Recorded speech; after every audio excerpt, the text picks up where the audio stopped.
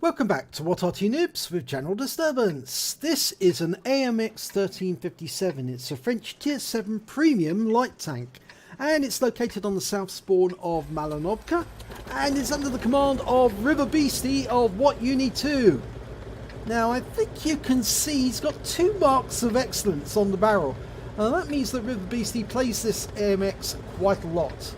Now the AMX 1357 is a tank that was never actually built. It was designed but never put into production because AMX went ahead with the 75mm gun after they proposed the 57mm one. And it looks like River Beastie is headed straight for the spotting bush on the south spawn of Malinovka. He's moving into the bush, not fully in the bush, and he spotted some enemies straight away. So Chi 2. That's a tier 6 Japanese medium.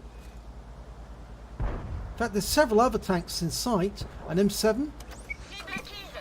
And he spotted a Chi Nu as well. And a KV-85. And there's an M4 as well. Oh, he's spotting a lot of the enemy. And his team are now starting to fire into the enemy. I think he's not picking up so much spotting damage though, because there is one of his team, an AMX 12 ton, and he moved a little further north. He was picking up a lot of spotting assistance, but he has now been killed, and so it's now River Beastie who's picking up the spotting damage. He's up to 1.3k of spotting damage so far.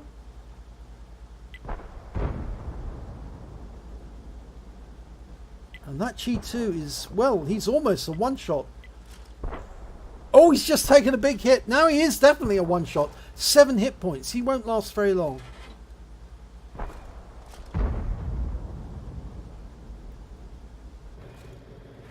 There's a P-43 making a dash for the south.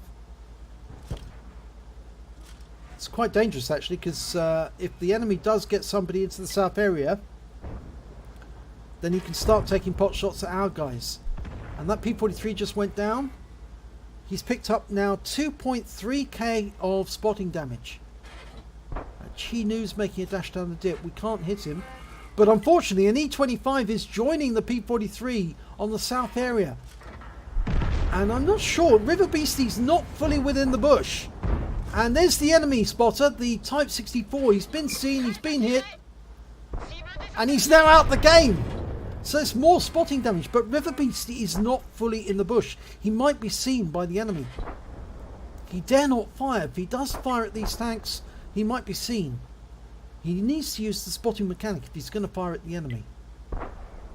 And that means the enemy has got to be behind the bushes so they can't spot him when he fires. Now if there's any enemy tanks who are outside the bushes when he does fire, then obviously they would spot him immediately. And the E25 has just been tracked.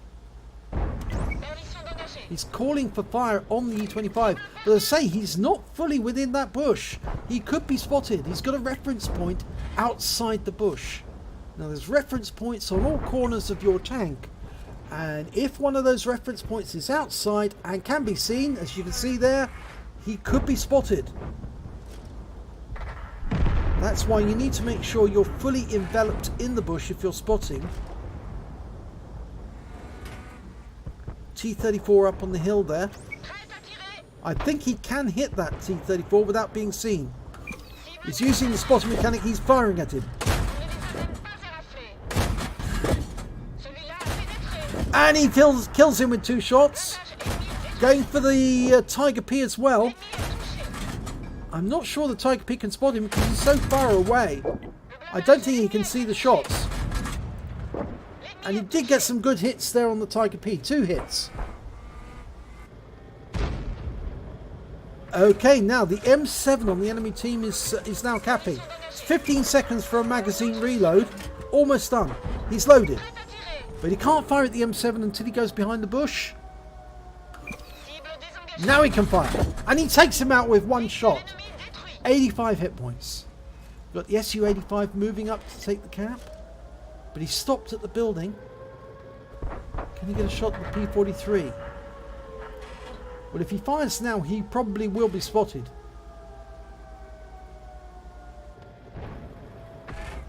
He might might be able to hit that Chi Nu. He is behind the bushes. Every time he goes behind the bushes there. And he gets him!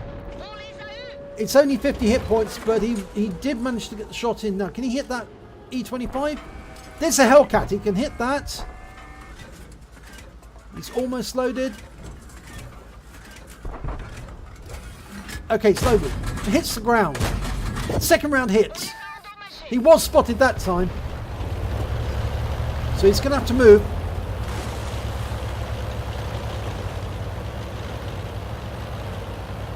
He's taking a risk here. He's going into open ground.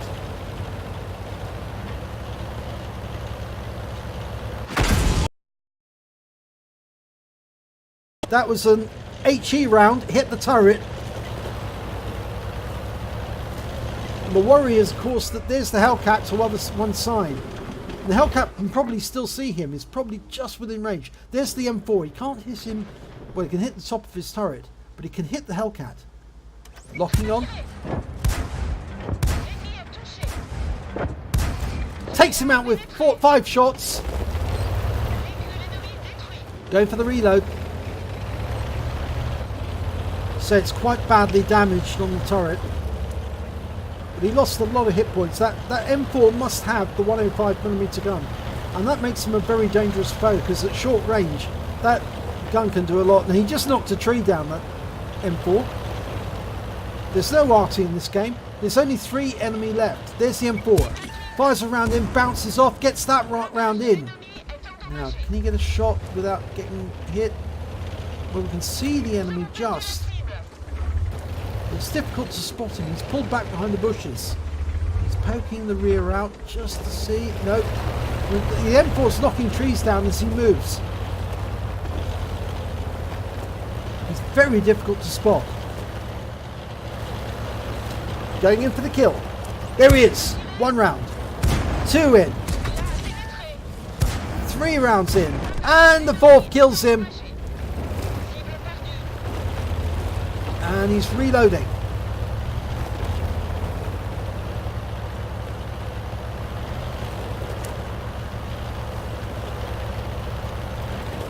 Right. Now, got to find that Tiger P. We've got somebody in the cap already. They don't need to. It's basically they outnumber the enemy 3-1. He's got 5 kills so far. If you can get another one, he'll get a Top Gun. And he's put a request into platoon with the Su-85. He's got 4 kills, so they could get a Brothers in Arms. And they have platoon. Oh, he's requesting a platoon with the P-43 Biz as well. Now, he's only got 2 kills, and he's actually headed towards the cap. But what they might be trying to do, he might be trying to get a crucial contribution. Because at the moment, between them, they've got 11 kills. They can get that last one. That will give them the crucial. Oh! Now the Tiger P has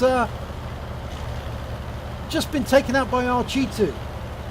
That means there's only 1 enemy left, and that's the... In fact, it was our Tiger P took out their G2, and there's the enemy Tiger P. He's up ahead. We've locked on. 1 round in. 2, 3. The Su-85 fires as well. We lose the lock.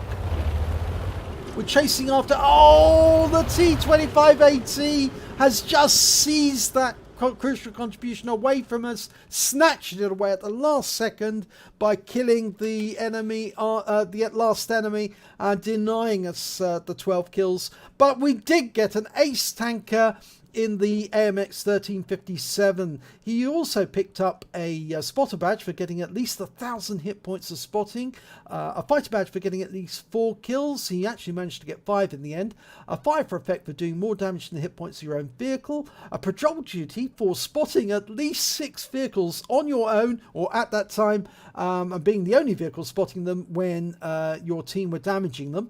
And lastly, he picked up a scout badge. He spotted at least 9 of the enemy. In fact, actually, he spotted 13 of the enemy. So virtually all of the enemy team was spotted by him during that battle. And the win rate for the battle was 5,019, Super Unicum standard.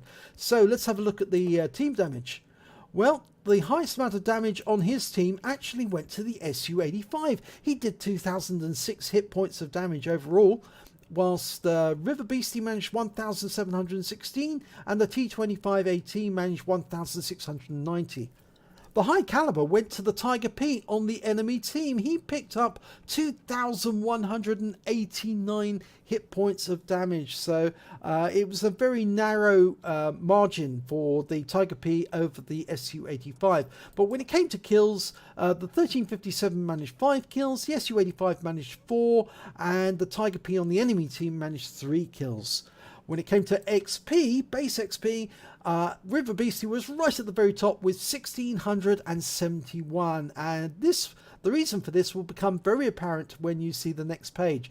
The Su-85 managed 981 XP, and the Tiger P on the enemy team 568.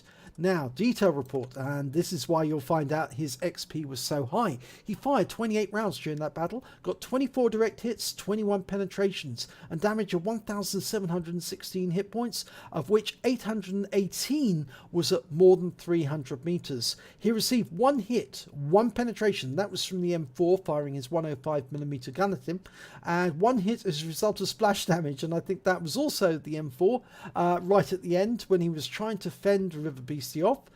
He spotted 13 of the enemy, he damaged 6 of the enemy, which is 2/5 of the enemy team, and he killed 5 of the enemy, that's 1/3 of the enemy team. And here's the reason why his XP is so high. He did damage assistance by spotting the enemy of 4,709 hit points of damage, and of course half of those spotting hit points effectively bumps up his XP, because for every hit that the enemy his teammate does on the enemy, he picks up half the credits for that. So that is why he scored so highly, managed to get the ace tanker. He also managed to get 16 defense points when he took out both the E25 and the enemy M7 while they were in the cap.